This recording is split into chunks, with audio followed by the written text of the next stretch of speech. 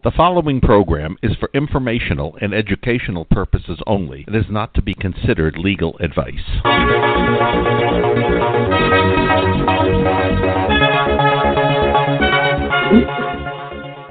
Fraudsters Radio was created to expose the many scams and frauds that have so infected society today. Scammers, fraudsters, and rip-off artists abound, whether it's scamming homeowners with bogus foreclosure relief services, dating fraud, incompetent lawyers, or consumer rip-offs. It's high time the public has a voice. If you work in a profession that deals with fraud, or if you believe you were or are a victim of fraud, you now have a radio-listening public that wants to hear from you. Please feel free to message us through our Fraudsters Radio Facebook page, and we may have you on the show as a guest. If you'd like to call in for today's show, the number is 646-668-8512.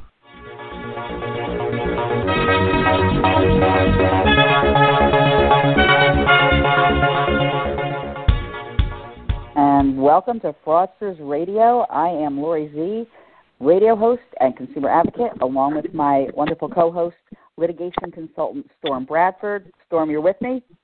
I am. How are you this morning, Lori? I'm doing well, Storm. Yeah, I'm doing good. We're going to have a really good show today, kind of a mixed bag covering a bunch of topics. And so I want to introduce, we have Detective Lazzaro. He's from the Clearwater Economic Crimes Unit. And Detective, you've been on the show before, but for our listeners, tell a little bit about how you got involved into, becoming a detective and how you got into economic crimes. Sure.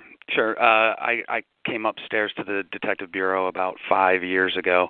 I was brought directly into the Economic Crimes Unit. I've been working there since. Here in Clearwater, we're kind of a tourist town. We're here on the beach. We have a big tourist population, snowbirds and so forth. So we do get quite a bit of scams. Scams, white-collar crimes, a number of different things. All right. Now, I know in a previous show we talked a little bit, and maybe we can cover it again now for the listeners. But, I remember last time you mentioned there are a lot of rental scams, people renting out houses that aren't there. You actually scared me because I sit here and go, wow, if I ever had to rent a house, I'm going to have to go look it up at the tax assessor's office and in public records to make sure that the person really owns it. So maybe share some of those stories and what happened. Yeah, to be honest with you, that doesn't even ensure that you're talking to the right person. Some of these scam artists are doing the same thing. They're going on public record, finding out who the owner of the property is, and then making up email addresses and so forth to make it appear as though they're that person. They've gotten pretty sophisticated with it, and it's one that's continued to go and grow. As opposed to some other scams that kind of come and go and people hear about them and they kind of fade away. Definitely vacation rental scams are on the rise. At one point, like during spring break, we have our beach here is packed, and our vacation rental scams will go up. We'll get 40 to 50 cases a month called in just during that time. I went on Craigslist not too long ago and saw probably 50% of the listings on Craigslist were all scams. How do you tell?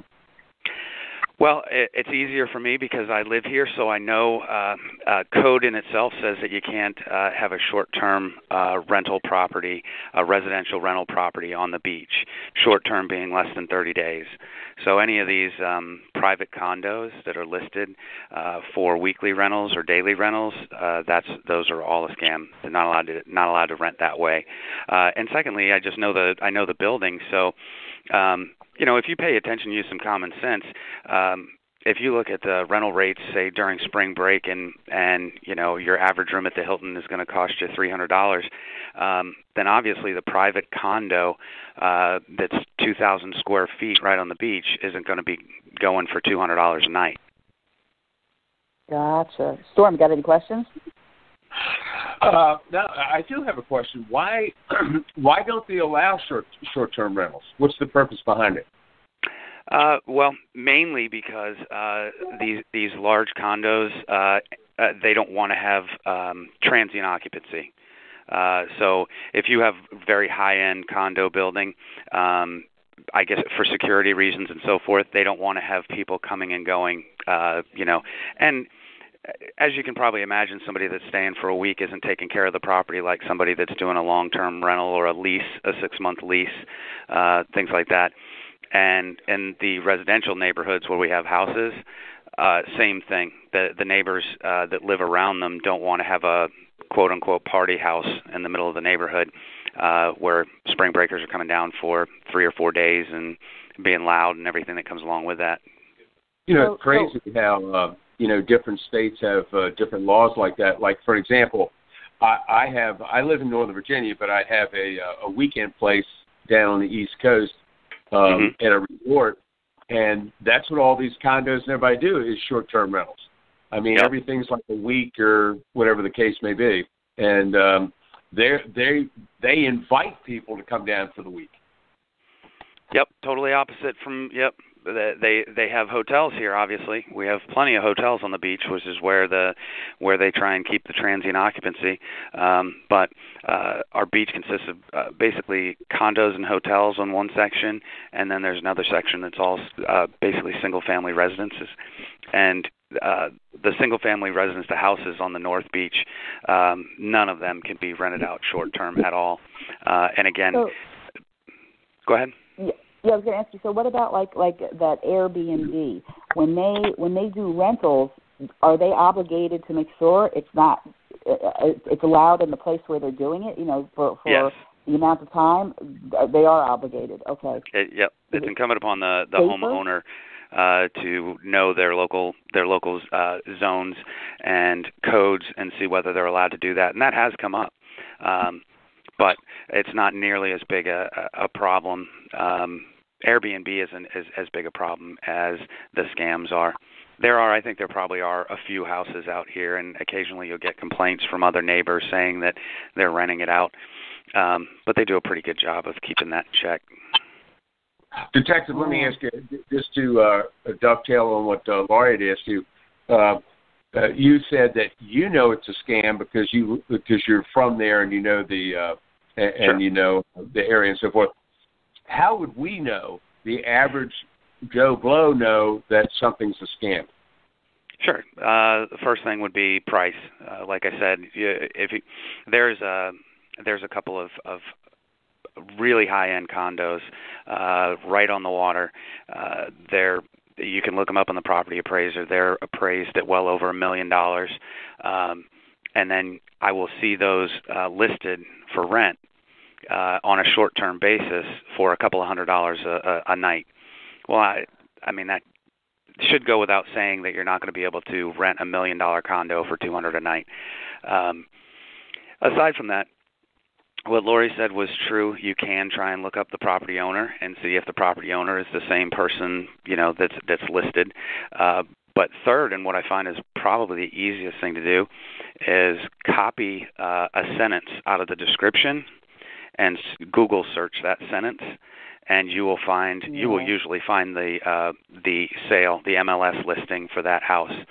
So it just shows that somebody copied the MLS sale listing and turned it into a rental listing. The other thing you can do is, I don't know if everyone's aware, you can use Google to search images. Yep. So if you go to images.google.com, you can actually drag a picture into that, and Google will search the internet to see if it can find a matching picture. So a lot of the pictures that you see for these vacation rentals, you drop them into an image search, and you'll, again, come up with the MLS listing. So, Detective, your recommendation would be then somebody that, let's say, is coming down from the north that's coming down for spring break, and they see, a condo for rent. It would behoove them maybe to go to Zillow to look up the market value of the condo.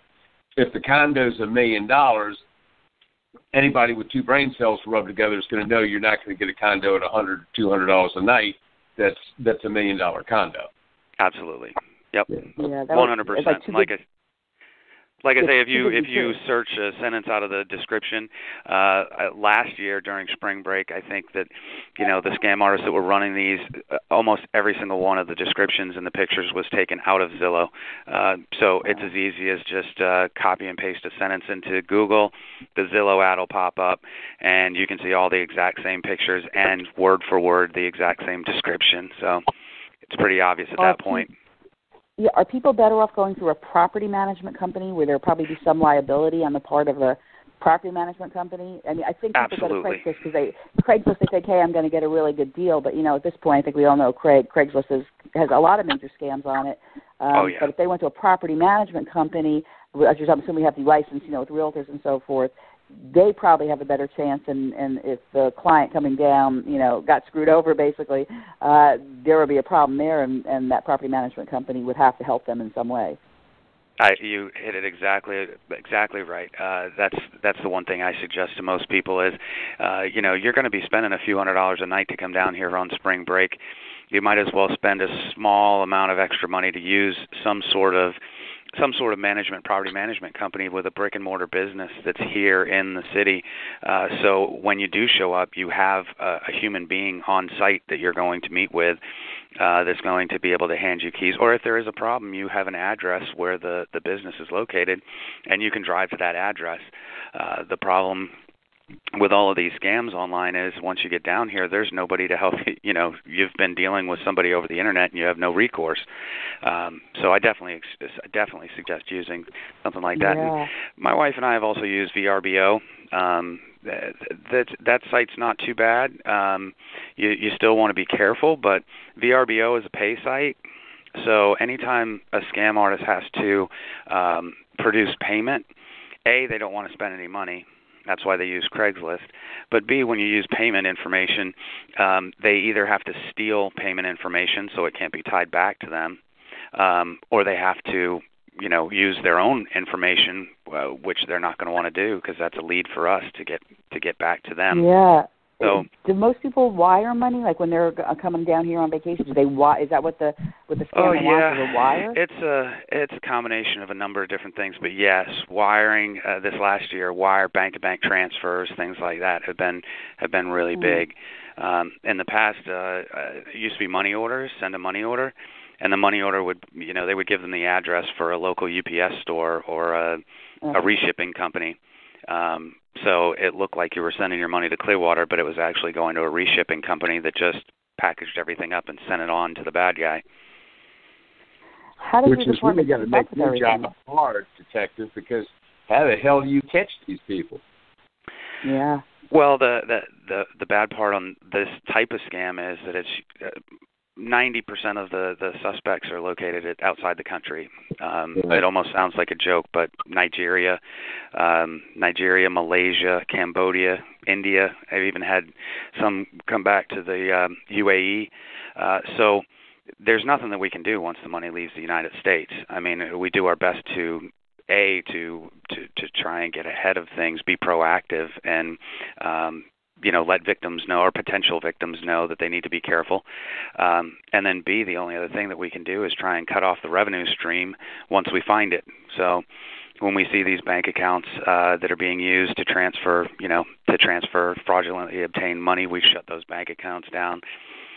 In the case of romance scams, we get to that secondary victim and we let them know that they're receiving proceeds from fraudulent transactions and they need to stop sending it to their alleged boyfriend that lives in Nigeria. Wow. So the best thing to do is what you're doing now is educating the public. Absolutely, I do. Yes. Most definitely. We do presentations all the time. We do media, and we do a lot of media releases around spring break because, of course, that's when we get the majority of this type of thing. But, yes, public, getting out in front of the public and letting them know that they really need to be careful and trying to, just publicize the fact that there are a lot of scams out there. Can you get Craigslist ads taken down when you see that they're scams or no? That's funny. I know how Craigslist operates, and they don't do anything. So Yeah, you can hit that prohibited flag on there and keep hitting it and keep hitting it and keep hitting it.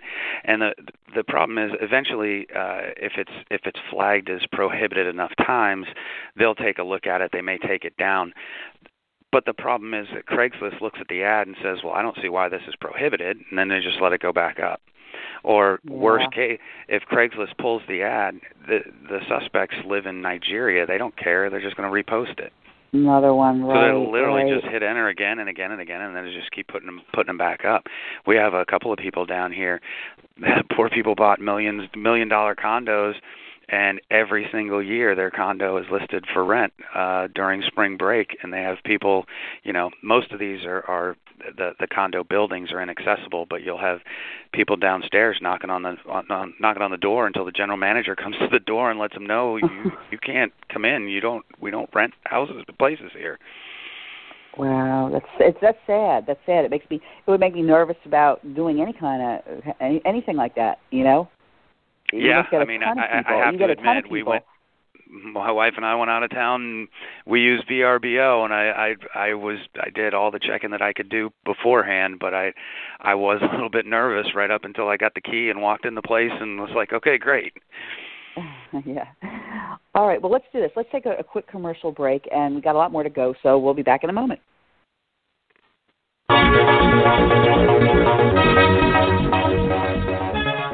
Have you received a notice of foreclosure on your property? Do you suspect that you're involved in an unfair or fraudulent loan agreement? Are you looking for a way to save your home? Would you like to cut through all the misinformation and find out what really works?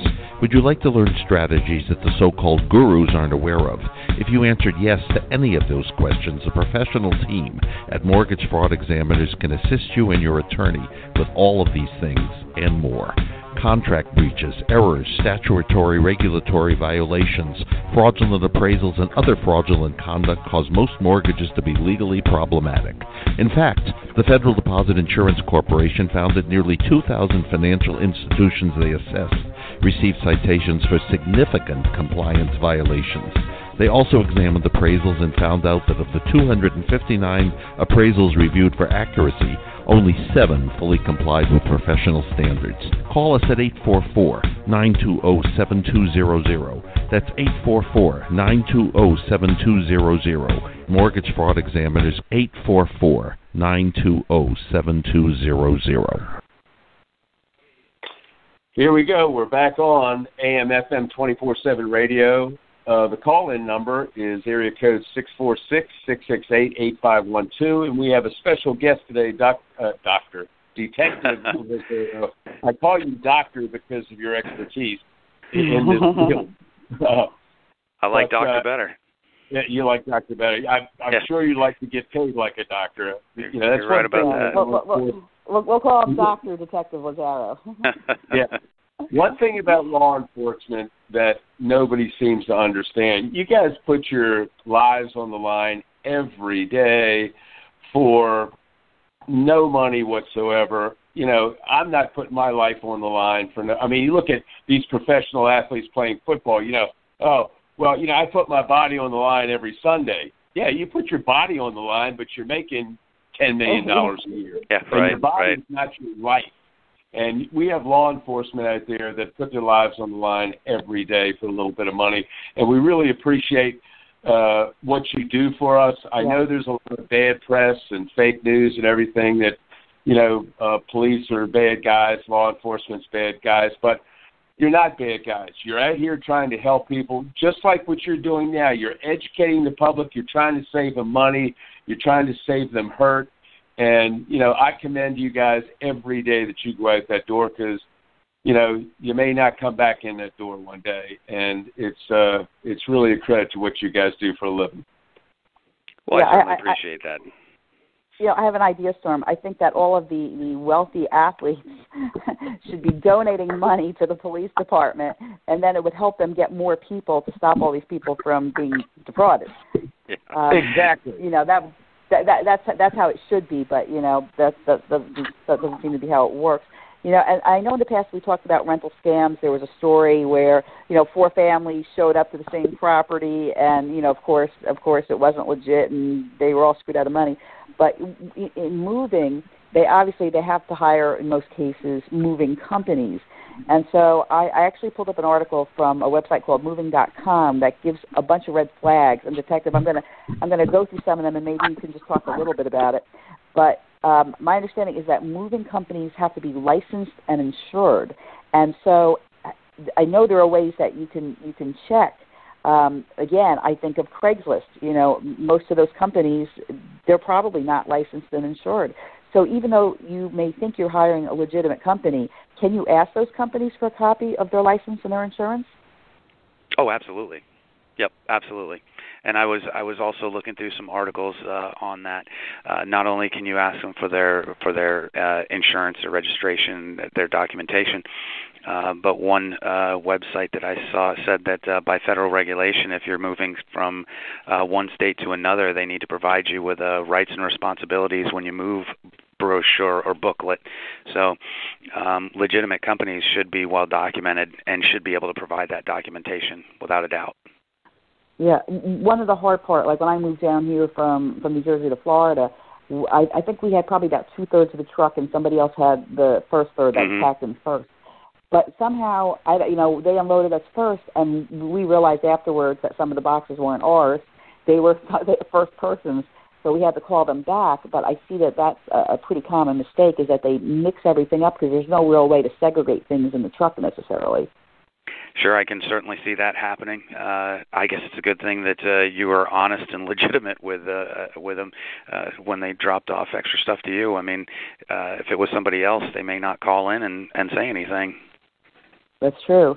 And then too good to be true estimates. And so that goes back even to the rental scams you're just talking about with the moving scam. If somebody gives you a price that's too good to be true, red flags should be jumping up. Now, I'm going to tell you both a quick story. Years ago, I was in a situation where I had to move very quickly, and so I just didn't have time, and I did look on Craigslist, and there was a new moving company, and I checked them out as best I could, and they turned out, fortunately for me, to be legit. They actually sent too small a truck. They didn't charge me. They sent the second truck because it was their fault, but they didn't try to charge me or hold anything hostage. That company grew pretty big. They're in the area. And so, I referred them to friends, and everybody's used them, and they're just in the state of Florida. But I lucked out because I look back and I go, the other 99%, if I picked one of those companies, they can do things like hold your items hostage. Yeah, I've heard horror stories like that. I would probably get the police involved immediately if somebody was holding my possessions hostage. There are other ways that you can go about that, even if if you have a price dispute, something of that sort. They try and charge you more than they originally did. There's always a way to put money into an escrow account so that you can get your property back until you settle the civil issue between the two. Right. Storm, questions on it? Storm? No, I don't. No, I'm sitting back. I'm just listening. Because I'm somewhat, I don't know. I'm speechless in the sense that there's so many scams out there that trying to keep up with all of them is almost an impossibility. And then law enforcement trying to go after these people and to prosecute them is almost, every turn they go, there's a problem. Like overseas people can't do anything. A lot of this stuff turns out to be civil matters instead of criminal matters. So, regrettably, the guy on the street, the guy and gal on the street, they have got to, have their radars up, and they've got to try to pay attention to what Detective Lazzaro is doing today and keep their ear to the ground, because there are people out there telling you what to watch out for. Heed their advice. I mean, it's right. Crazy.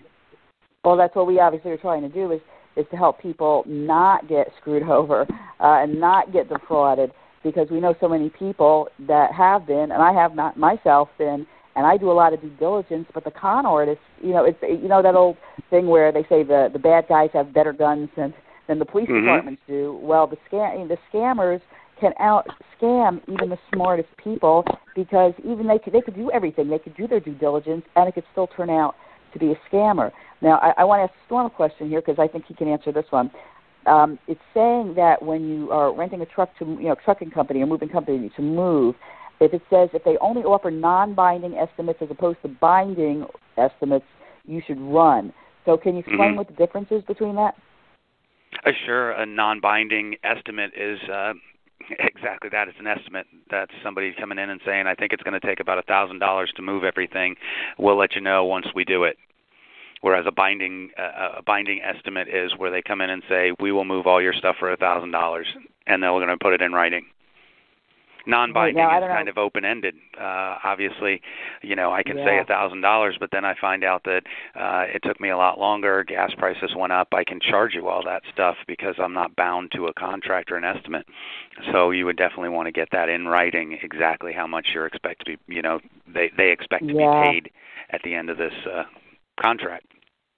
Now, I don't know when the last time either of you moved, but I know that the last time I moved, whenever I've had a company come, and it's primarily been the same company at this point, they always come out and ask, in the beginning at least, they would come out and send somebody to look to see how much stuff you actually had so they could try and estimate what size truck. Because a lot of legitimate companies actually try to save you money. They don't want to put you in a huge truck if you really only need half that size because obviously you're using a lot more gas. And I think a lot of legitimate companies do send people out to estimate it. But I think that the binding part is really important. And the fine print, Storm, talk about fine print. They could say anything in the fine print, and if the person doesn't look, they're stuck, right? Well, I was just going to make a comment right before you made yours that which is a sad commentary, I believe. Detective Lazzaro just said, he explained what a non-binding agreement was, that basically it's $1,000, but don't know what it's going to be until we're done. Well, you'd think to yourself, common sense would dictate that nobody with two brain cells to rub together would get themselves into an agreement like that. But people do every day. That's the sad commentary. If people would just not leave their common sense at the door and think about it, think about what they're getting themselves involved to, nobody in their right mind would get themselves involved in something that they don't know what the end price is going to be. Yeah, I mean, that's the non-binding. That's the non-binding where they hold your stuff hostage. That's my point. I mean, who would do that? I mean, you don't know what the end game is. They haven't seen what you have. They come to your house and say it's going to be $1,000. They come to your house. They haven't seen what you have. They move your furniture, and then they go to drop it off. They say, oh, by the way, that's $3,000.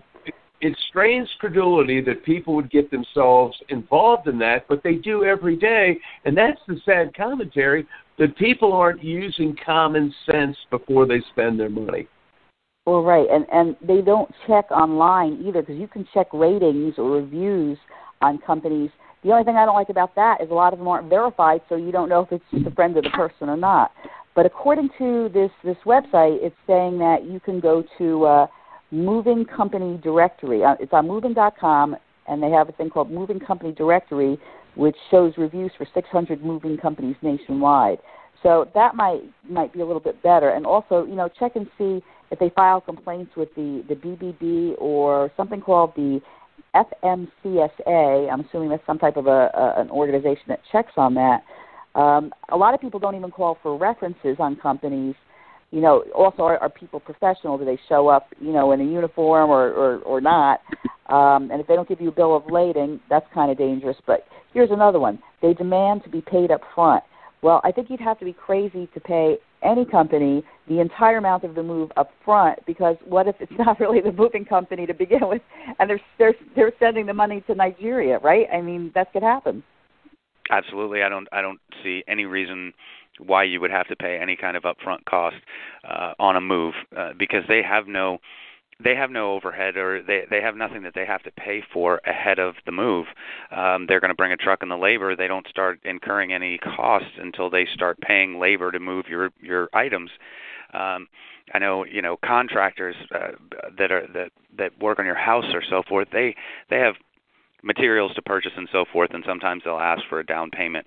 I don't see any reason why you would ever put a down payment on a moving company. Yeah, and that's actually another show. Detective Lazzaro is contractors, and I want to do that maybe in another show. Let's do this. Let's take a quick break. When we come back, I want to talk about white collar embezzlement, because I got some stories to share. I'm sure Storm does also. So let's take a quick break, and we'll be right back.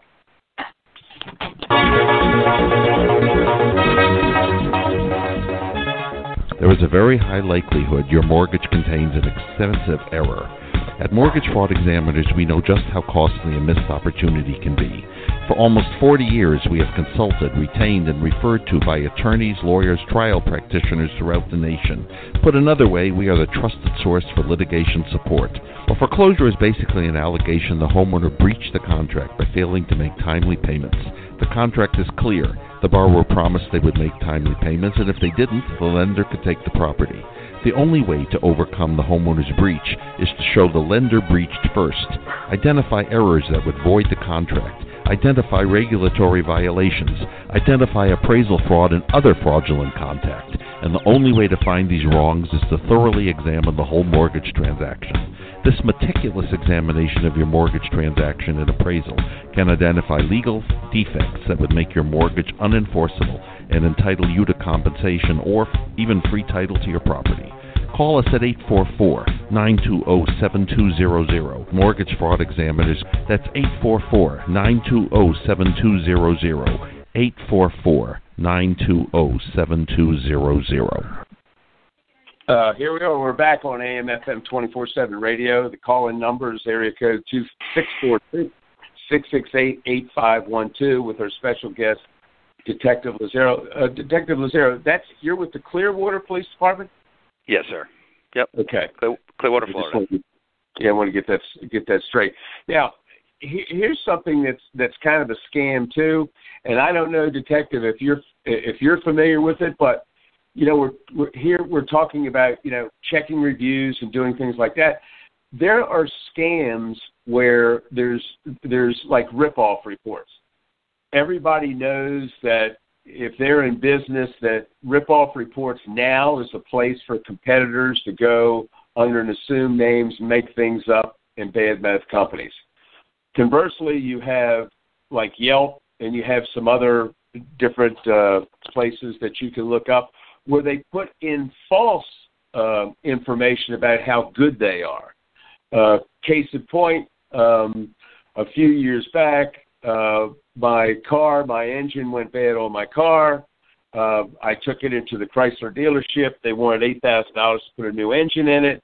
And there was this local company that put in engines, and I looked up, on Yelp and some of these other places, and they had all these 5-star reviews and everything else.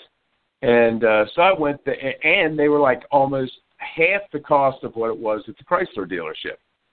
So I went there, and as it turns out, these guys weren't putting rebuilt engines in. They were basically taking engines out of one car, putting them into another. Somebody would come in, and they tell them their engine was bad when it really wasn't. They take that engine out, put it in somebody else's car, and then basically that's what they just kept doing. It was almost like a pyramid scheme. And I found this out, obviously, a little bit too late. And then I really started digging into it. I went and I looked up in the local courthouse.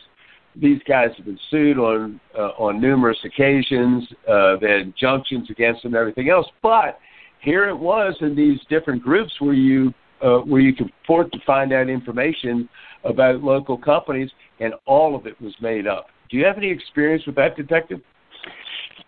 I have. I'm aware of it. I know that there's business models behind that where you can hire a company that's going to go out and do your social media marketing, so to speak. and they will actually try and increase your presence on the internet, which includes writing Yelp reviews and other reviews to get your media presence. Boost your media presence. So it would not surprise me at all that you have businesses out there that have all kinds of writing things on their business on the internet that aren't true or at least aren't verified. I believe it's Yelp that has started verifying, or at least putting down if their people are verified as having been there and they are a verified person. So yeah, and that's what you have to do. Yep. This is actually happening. Obviously, it's very easy. It's very easy to write up whatever you want on these review sites, and it's very difficult for the person that's being reviewed to dispute it. Yeah, and I want to share with you both you guys.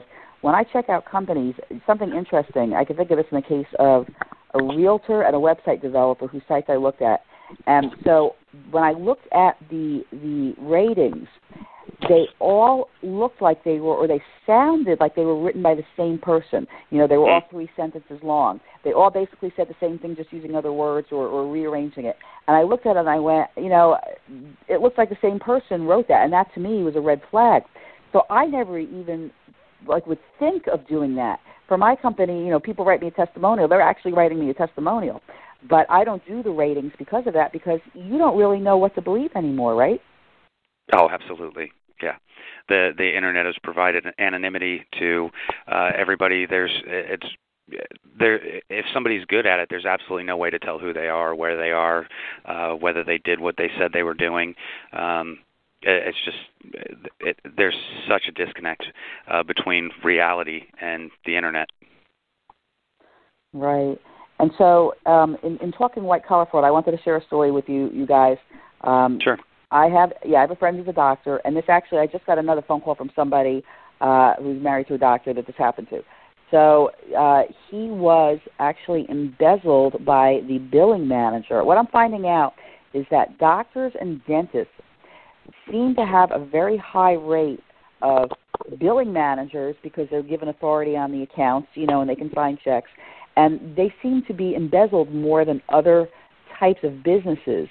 Now, I don't know if you have any idea why that is, but in both the cases that I know of, it took quite some time for the doctor or owner of the businesses to figure out what was actually going on. So why is it so easy for people to do it, and why does it take so long for them to be caught internally? Well, I think the first question, why doctors and dentists and people of that nature have problems with embezzlement. First off, being, their business is basically them. So unlike an entrepreneur that goes out and he's going to start a business, that person probably has a business financial background, or at least has done, some research on how he's going to set up his finances and how he's going to work that. With a doctor, the doctor is more, focused on the patients and doing what he is trained to do, and less focused on the backside of the business, the money, the billing, the finances. So a lot of them are going to hire one person or a person that they trust to take care of all that. Well, if you hire the wrong person, if everything is going through one single person, then that one person can certainly take advantage of you. Yeah, the person that I know that it happened to, it turned out that the previous doctor that she had worked for referred her to the current doctor, and they were supposed to be friends, and obviously they weren't, because you don't send someone if they've done it now twice. In this particular case, it was a woman, and she did go to jail or prison, I guess, for some time, and have to make restitution. But we may do another show. I have a friend of a friend who, same kind of situation, but apparently a whole family was involved in embezzling a whole bunch of doctors and dentists, and so I think the court case is actually proceeding now. But it took the wife of the doctor to actually figure out what was going wrong. So I think the lesson there is, unless you know who your billing manager is and you've run a background check, there should be at least two people's names, or at least someone else should be checking what's going on, because even the accounting firms sometimes seem to miss it. Absolutely. Excuse me.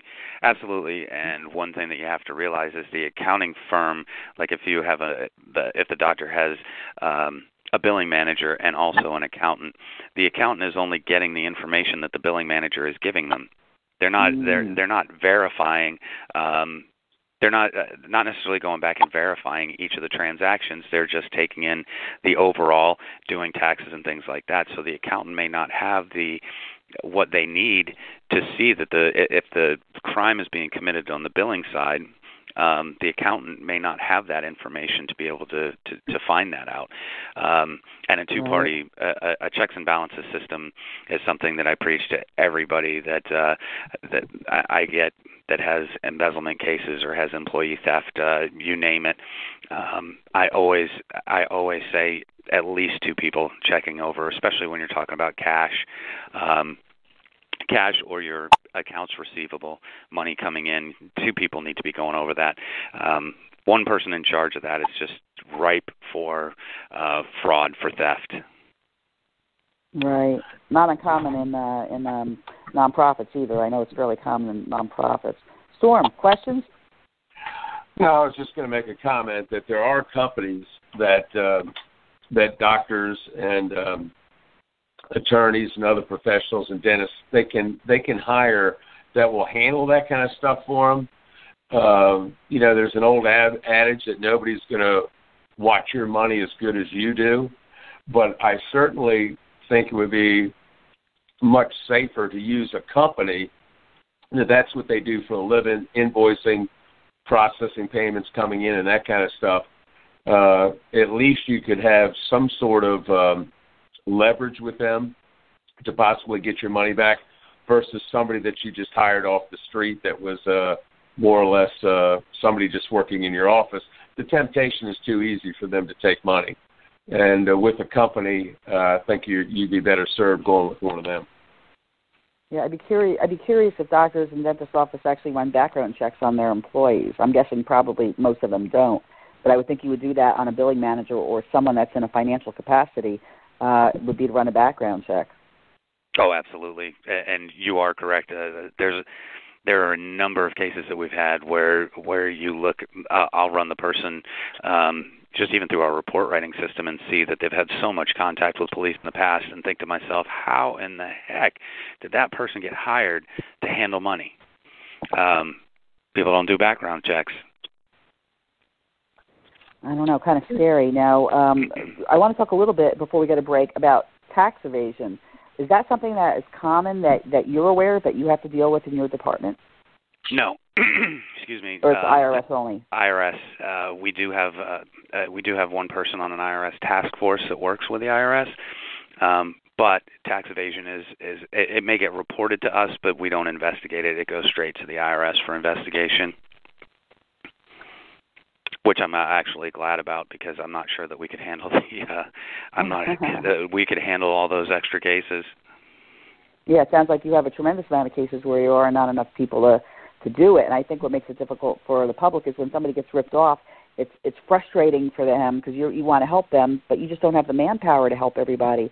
So what can those people do if they can't get help from the police department? What else, or maybe they can't get help even from a lawyer? What do they do? Who do they go to? Well, one of the key questions is what are they trying to get out of this? Most of the people that are reporting, they're just trying to be made whole financially. They just want they want their money back. And if that's the case, there's a number of different things. Like you say, you can take the civil. If you know who the person is that did this, it can certainly be they can go after them civilly. If they don't know who it is, then obviously you're going to have to go through an investigative.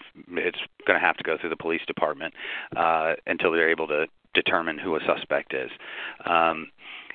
So if they're not getting, it depends on the case, but if they're not getting satisfaction from the police department, they can always report it to the Attorney General, FTC.gov, the Federal Trade Commission, and then if they are a victim of identity theft or anything along those lines, they can freeze their credit. They can go about the the process of making sure that they aren't re-victimized over and over again, having lost their identification. Well, let me tell you a little story with that before we go to break. I am a victim of identity theft. Now, when in Florida, if you register to vote, they publish your name, your full name, your address, and your date of birth.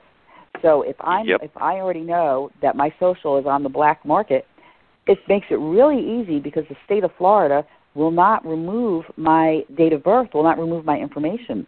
And I filled out a form. They'll do it if you're a lawyer, a policeman, a celebrity, a politician, that kind of thing. But for someone who is a victim of identity theft, there's one place where I disagree with the way it was handled because it just helps criminals continue to do that. And yes, I do have security freezes on my credit. Let's go to one last break, and then we will be right back. We got some more questions for you. Consumers, do you have bad credit? Can't purchase a house or car? Paying too much in interest on your credit cards and loans? Scammed by credit repair companies? There is hope. You can get back on track and do it the right way. Call Credit Education Consultants today at 813-500-6064. That's 813-500-6064. Or go to crediteducationconsultants.com now and get the help you need. Don't delay. Call today. Mortgage reps and realtor inquiries are also welcomed. Here we go. We're back on our last segment with Detective Lazzaro of the Clearwater Police Department. Our call-in number is area code 646-668-8512. Laurie, what's your story? Well, I got one that maybe you can explain. Money laundering. You hear about it all the time. As soon as I hear those two words, I think the mob or the mafia. What exactly is money laundering? And then once you answer that, maybe Detective Lazzaro can explain what happens to those people. Well, Detective Lazzaro can tell you what money laundering is. Go ahead, take it away, Detective. He knows it very well what it is. Okay. Yeah. We don't have a lot of cases of money laundering, but it is one of those key statutes for financial crimes where if you can tie it in, there's a much more enhanced penalty. But in short, money laundering is taking the proceeds of crime and then doing a transaction or moving that money, doing something with those proceeds in order to hide where those came from. There's some spin-offs, there's some other technicalities that go along with it, but the main part of that would be, you bring in a bunch of cash or you scammed a bunch of people out of money and you have this money in your hands now. You have to somehow transfer it, move it, get it somewhere so that the police can't get to it, and that's basically what money laundering is. Gotcha. Does that happen a lot in our area or not really? Yes, it's funny that you mentioned money laundering because I have a state attorney that I work with that wants to investigate a money laundering case, and we've been looking at several cases that I've got to see if they fit the statute. There is, if you really want to get technical, there's there are cases where people are moving money in order to evade law enforcement. I haven't seen the big cases of money laundering, the multi-million-dollar cases. Mm-hmm. That's why, you think about the mob. The mob was taking in all that cash. Well, obviously, they had to somehow launder that cash so that they could use it, transfer it. They can't just put it into an account under their name. So that's where everybody back in the day got that stigmatism about money laundering. It still happens today. It gets moved around. A lot of it is intercontinental. They'll be sending it outside of the United States to try and avoid detection that way. But it is difficult to trace. To track down. Yeah, I was going to say.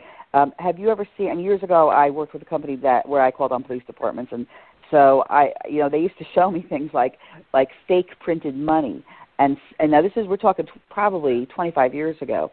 So now, with computers, how easy is it for people to print fake money that looks real?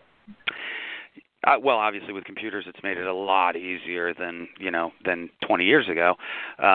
But the security features in real money have gotten so more precise that it's still easy to detect a counterfeit if you know what you're looking for. And one of the biggest things now is almost all retailers have the counterfeit pens. The little brown markers that they mark on the bill to see if it's real. In most cases, I'd say 90% of the time, that marker will differentiate between counterfeit and real. But counterfeit money is still a big problem. We get tons of it through. Some of the smaller places just don't know what to look for. They don't bother looking, and then they find out after the fact that it's counterfeit. And they're out that money then because there's no way to replace it, correct? Absolutely. And counterfeit is also a difficult one to prosecute unless you can get them printing. If they're actually manufacturing the money, then obviously we can make charges on that. But even when we show up, a patrol officer shows up at a 7-Eleven and they say, "Hey, this guy just tried to give me a fake $100 bill." Well, most of the time the guy that's there is telling you, "Well, I didn't know it was fake. I got it from change when I got this, or I work for a landscaper and this is how I got paid in hundreds." So you have to prove that knowledge that goes along with the uttering counterfeit money, which can oftentimes be difficult. But we have had several successful counterfeit cases here.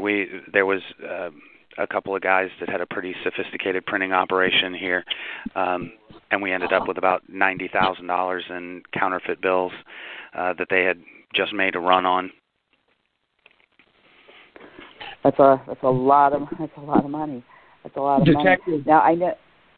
I had a question for Detective Lazzaro that kind of goes back to what we were talking about before, and him following up on leads and other information that he gets coming in. How many cases come your way on average a year?